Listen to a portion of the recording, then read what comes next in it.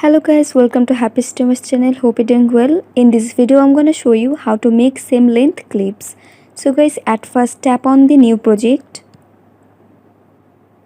Now select the photos or videos that you want to include in your video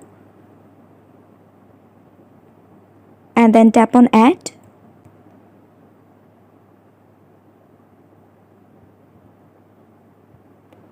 Now after importing, to make every photo appear the same length in the video, just adjust every photo clip into the same duration you are liking.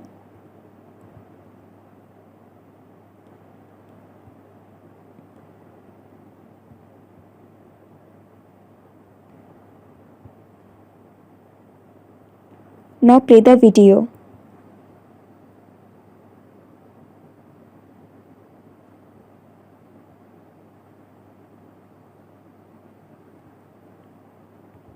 So guys, that's it. That's how you can do it.